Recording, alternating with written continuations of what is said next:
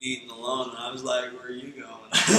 She was with this man. With a guy? Yeah, like a friend of hers or something. And Down. This is Sarah. They call him fourth grader. She's doing a documentary for a bunch of Brits. Oh man, definitely put me in it. Does that mean that you'll be like coming and hanging out over the next couple of days? Yeah. I'm the supervisor here. I drive a truck for a living, but when I'm back here, I ride a motorcycle. Yeah, hey.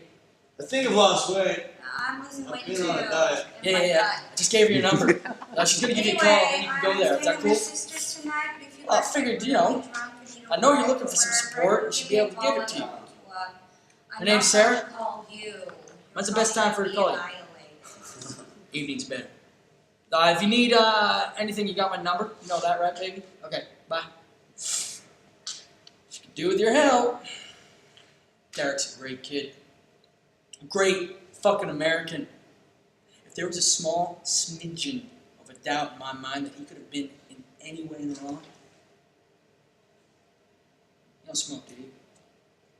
Got some good stuff that just came in. 13. Army wife. A U.S. soldier has been found guilty of premeditated murder in the killing of an Afghan civilian last year. On Wednesday, Connecticut National Guard Sergeant Derek Miller was convicted of fatally shooting Adam Mohammed in the head after taking Mohammed from his home and beating him. Miller was court-martialed in Fort Campbell, Kentucky. His sentence is expected to be announced today. Hi, I'm Catherine. 2 for lunch? Quiet, please. Hello, how are you today? Can I get you a drink at all? I will Dr. Pepper. Okay, Dr. Pepper. And an iced tea? Okay, I'll bring them right up for you. I haven't talked to Jason in years just because my husband's been deployed with other units since. It's just through the Facebook, the whole thing with my husband, that he got in contact. I knew him before the whole motorcycle thing.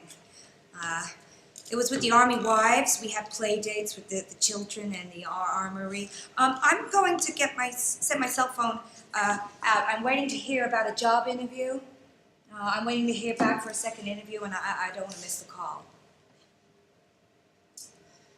The lady who works at the daycare said she'd watch them today. They need to learn to branch off. My 5-year-old is going through a whole separation thing. We moved out of the house a week ago. I put it up for short sale at the end of this past week. We spent all our savings on this trial. I mean, it'd be a while before the house foreclosed on us, but I couldn't even pay the utilities. All right, ladies, what are we having? Can I get the barbecue burger? Sure. Jason told me, if you gotta make some cash on the side, just come on by and I can find you something to do. Years ago, I saw him with a black eye and a missing tooth. His wife did it. They're not married anymore. The way he is, you had to have said something. 8 years ago, Derek and I went on our first date. He wasn't in the Army at all. He was just kind of wandering around with no purpose. I thought I would have a house with a white picket fence and a husband who worked 9 to 5. I tell them a lot about when we first met. As an adult would think yawn, but to them we're all prince and princesses. I worked at a restaurant with his best friend. I didn't actually know until after I married Derek that his best friend liked me. It was my birthday, so he asked Derek to come and bring a cake and candles. The guy made the cake. So Derek brought it in that evening with the candles all lit up, and all I could see was him. They all sang happy birthday, but I was just looking at him. We got married in June 2005. I got pregnant 2 months after with our first daughter. He was working construction with my dad. And it was then when Chloe was 6 months old. So it was December '06 he joined the Army. That was when everything started declining economy-wise. So my dad couldn't pay for him, so he joined the Army as a backup. It's just 1 weekend a month. He didn't tell me. When I discharged, military action let me keep my weapons and stuff, which you have to pay for, obviously. It's weird whenever I go to my house to have my M4 hanging on my wall. You're not allowed to keep them loaded, but it's one of those things, like knowing that alone saved your life for almost 2 years. Derek on the first deployment was finding himself enjoying the military, and it was 2 months before he called home from Iraq. Honestly, it was just the first 2 to 3 months getting out of the habit of having it with me all the time. That was hard. It was hard for Derek at first to come home, back to civilian life. We got pregnant right away and he couldn't find a job. He missed being over there. I had a friend, he came back and tried to go to his old job. He had a bad day of work and threatened his boss, said he was going to come back with a gun. You want me to get any boxes or anything? I don't think he wanted to come, I don't think he wanted to find a job. He wanted to go back. He ended up going to a mental institute. Sure. It was just because the way you deal with things over there compared to, well, it's just two totally different worlds. He volunteered again, and within 3 months of being home, he left for Iraq. A year of deployment, 3 months home, and then gone again. I knew he went through the phase if he wanted to be married, because he was around all these single guys with the freedom, and he didn't want to be calling his home to his wife every week or so. But he came home in December, and I had our second child in February, and he was home for a year. I found the driver when he had come back stateside. At first I played it off cool and, invited him out to a bar. And as soon as I saw him, I went off on the guy.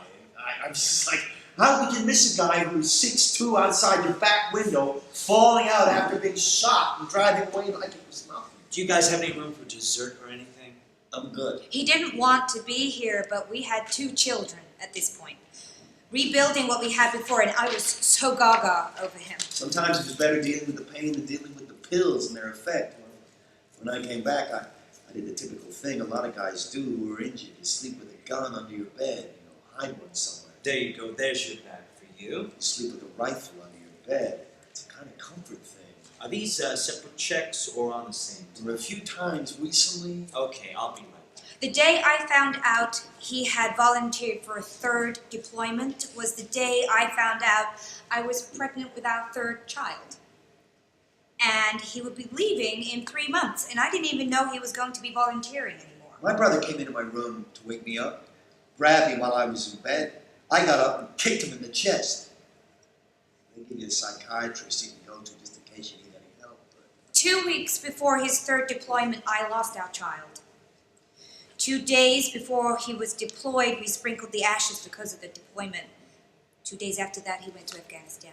I know it's kind of good for me, but talking to him, I could tell he'd never been in the military. It was in one ear, out the other. He would say, I understand. Just stare out at me. Like, you understand how it is to drag your friend 2 miles after he had already died? He just stares. I'd go back in a heartbeat. I love being there. In a heartbeat. Compared to what I'm doing now, a Packer at FedEx. When it comes to a relationship, if I was going to be in it, I was going to be in it for the long haul.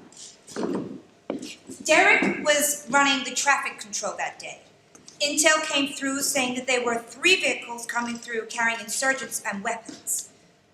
It's okay, I can talk in English. They were dressed in Afghan army gear. We've got They had lots lots of of duffel duffel bags bags. with padlocks on them. The IDs were handmade, very sketchy, and high-tech laptop. Not sure we should let them through. Do the IDs match the weapons? Affirmative. Let them through. They ended up moving location. Derek was having chow by his truck, and one of the specialists hollered for Derek. He had with him the man they frisked the day before, the driver of the truck. What are you doing? What are you doing?